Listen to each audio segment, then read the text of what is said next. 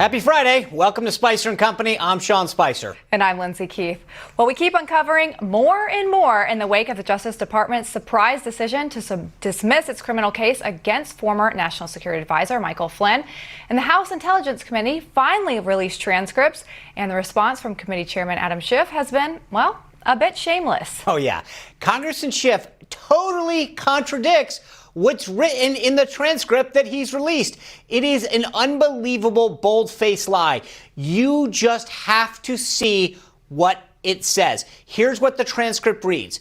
The transcript's released today. This is what he says. Released richly detailed evidence of the Trump campaign's efforts to invite, make use of, and cover up Russia's help in the 2016 presidential election. Really? Because there's somebody else that's in those transcripts who might have a little bit more expertise, shall we say. So let's look at what President Obama's Director of National Intelligence, Jim Clapper, had to say about this. Quote, you want to write this down? I never saw any direct empirical evidence that the Trump campaign or someone plotting or conspiring with the Russians to meddle with the election. He also states, and I quote, I do not recall any instance where I had direct evidence. But maybe that's not enough for Congressman Schiff. Well, what about another high-ranking member of the Obama administration? UN Ambassador Samantha Power said this when asked if she had any evidence of collusion. I am not in possession of anything and didn't read or absorb any information that came out from the intelligence community. Uh-oh. I mean, I've seen a lot of squirrely political comments in my years. These are about as definitive as you can get, and these are not people that are on the Trump team.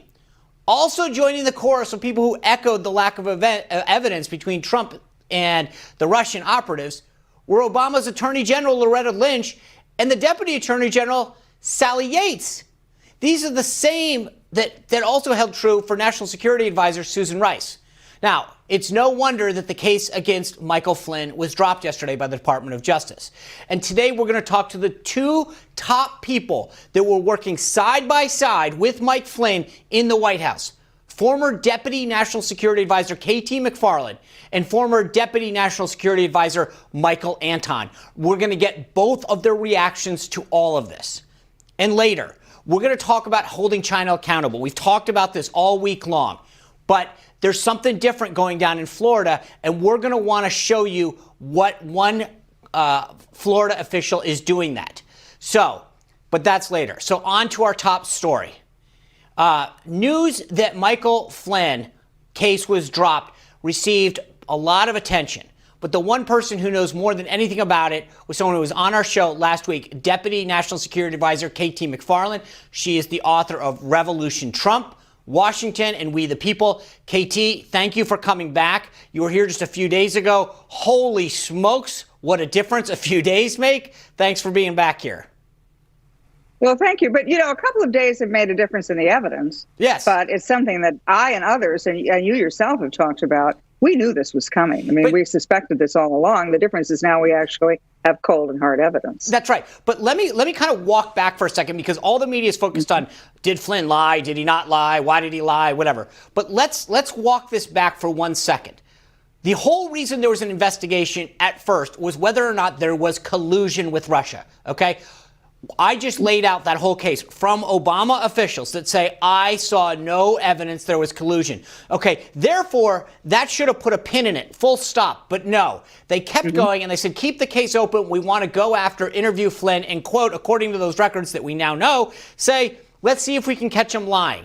So they corner him into a thing, they get him lying, then all this snowballs out, Trump fires Comey, and that spawns the Mueller report. So, KT, if none of this had happened in the first place and they hadn't jammed him and they knew full well there wasn't any collusion, there would be no Mueller report, correct? No, I think they would have found something else.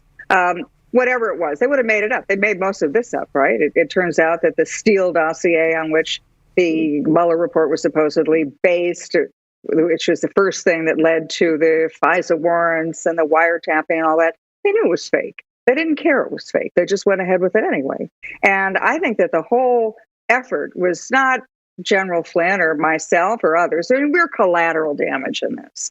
The real effort was to get to Donald Trump, to get to a president they didn't like. They wanted to reverse the election results of 2016, and they couldn't do it in any other way than to try to discredit President Trump and all the people around him. And hopefully they thought they could get him impeached. And at a minute, if they couldn't do any of those things, they could.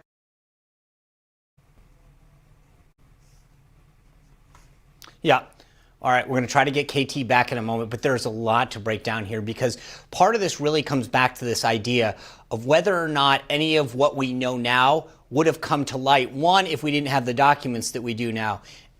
And two, whether or not that any of this would have occurred the way it did, because the thing that's so interesting to me, and I hope we can get KT back in a second to talk about this, is that all of this, and she brought this up a moment ago, came in the run-up to the 2016 election. So the big question I have is, should we be worried again as we go into this next election cycle? Because how many of these folks were in the FBI then that are still there now? And if they did everything they did back then, are they going to do it coming into this election? That is something that should be of a ton of concern. And you've got this new FBI director, Wray, that the president has put in place.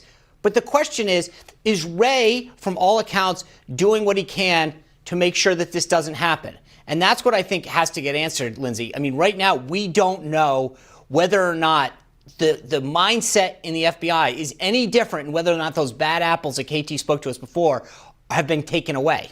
Yeah, that's a good question. I would love to hear it from her. But Sean, what do you think should happen to them? How should the FBI be reprimanded for this? Because like you said, we don't know how many of those bad apples are still there. It's not a question of reprimanding the FBI.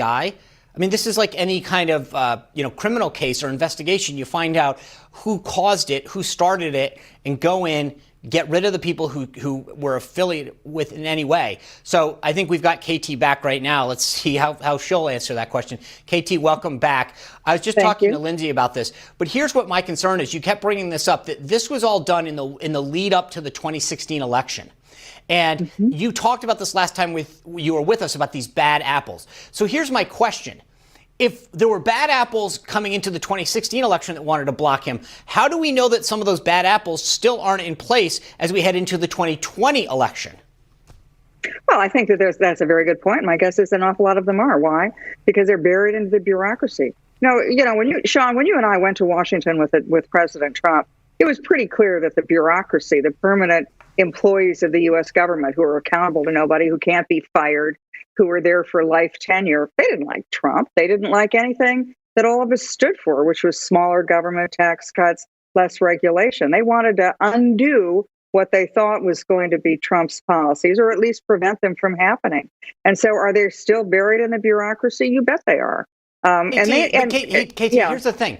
I get that. But the president appointed a director, right? Shouldn't Chris Wray go in and say, okay, I'm going to clean house, going to make sure we get back to the focus of the FBI? Should Chris Wray be fired or replaced? Think so. Absolutely. Okay. Here's the attitude. The attitude is we're not going to really just hurt the institution. We're going to make sure that a couple of bad apples are gone, and then we're going to pretend everything's fine. Does Chris Wray have to go? Chris Wray is the big apple. Does he have to go to get rid of the other bad apples? Because right now, I haven't seen any difference, any investigation, any effort to get rid of the bad apples from the top. So does Chris Wray need to go? I think so, yes.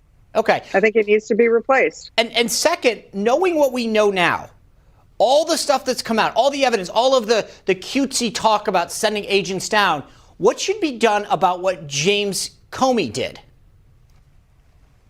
Look, sunlight is the best disinfectant.